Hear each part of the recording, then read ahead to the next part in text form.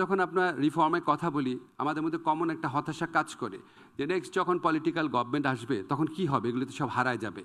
আমি আপনাদের গ্যারান্টি দিচ্ছি দুইটা জিনিস হারাবে না, এবং that will make a very important change difference that will make a very important difference between past and present and future. Number one is restoration of caretaker government. It has already been fully protected by Supreme Court decisions. এটা কোনোদিন আর করার কোনো chance নাই আশা করি। আরেকটা হচ্ছে আমরা যে সুপ্রিম কোর্ট সেক্রেটারিয়েট করেছি, supreme court itself will be the guardian of this piece of legislation.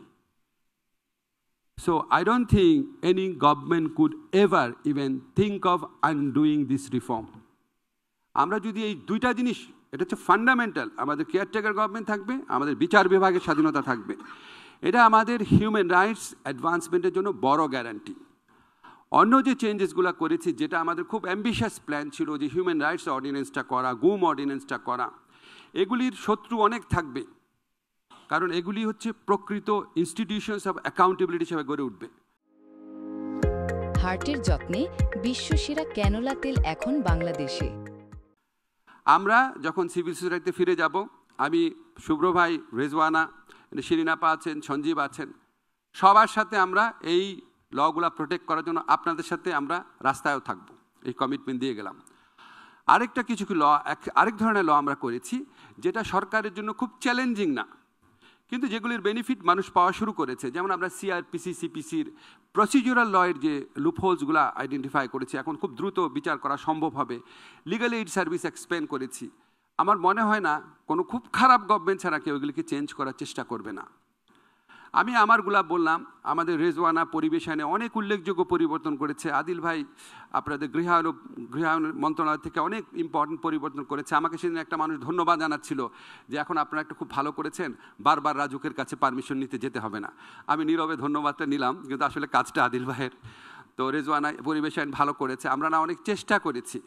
এখন ধরেন তারপর আমরা যখন দেখি যে অনেক ধরনের হতাশা ছড়ানো হয়, কিছুই সরকার করছে না, ফাঁকা বুলি, তারপর 100% ডিসরিগার্ড করা হচ্ছে, এগুলি ঠিক না। যেটা সত্যি আমরা করেছি সেটাকে প্লিজ অ্যাপ্রিসিয়েট করেন। যেটা করতে পারি নাই সে অসহায়ত্বর পেছনে কারণটা রিয়েলাইজ করার চেষ্টা করেন। আমরা পুলিশ কমিশন আইনকে, আমরা 6 উপদেষ্টা মিলে, এখানে রেজওয়ানা, শুভ্র ভাই আছে, আমরা সত্যিকার অর্থে একটা পাওয়ারফুল কমিশন করতে চেয়েছিলাম, পারি নাই। সরকারের মধ্যেও আপনার বিভিন্ন অংশ থাকে, পারি নাই। কিন্তু আপনাদের একটা জিনিস বলে যাই, এই আইনটা নিয়ে যেই পরিমাণ হতাশা ছড়ানো হচ্ছে এটা সম্পূর্ণ ভুল। এখানে একটা ইন্ডিপেন্ডেন্ট পুলিশ কমিশন করা হয়েছে যারা রেকমেন্ডেশন করবে, ঠিক আছে। এখন একটা পুলিশ কমিশন যদি বারবার রেকমেন্ডেশন করে আর সরকার যদি এটা ইগনোর করে, সরকারের উপর একটা চাপ সৃষ্টি হবে না?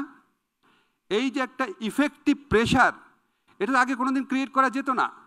স্বরাষ্ট্র মন্ত্রণালয়ের উপর সার্বক্ষণিক নজরদারি করার জন্য, ইফেক্টিভ একটা প্রেশার দেওয়ার জন্য, এবং সেটা জনগণকে জানানোর জন্য একটা ইনস্টিটিউশন তৈরি করা হচ্ছে। আমরা যেটা অ্যাচিভ করতে চেয়েছিলাম সেটা পারি নাই, আমরা 80 অ্যাচিভ করতে চেয়েছিলাম 100-তে, কিন্তু এই পুলিশ কমিশনের মাধ্যমে অন্তত আমরা 50 অ্যাচিভ করেছি। Let us appreciate this thing and try to protect the reform we have already done and try to move forward from there. ইনশাল্লাহ আমরা সবাই মিলে একসাথে থাকলে আমরা আগের চেয়ে অনেক বেটার বাংলাদেশ গড়ে তুলতে পারবো। ধন্যবাদ সবাইকে।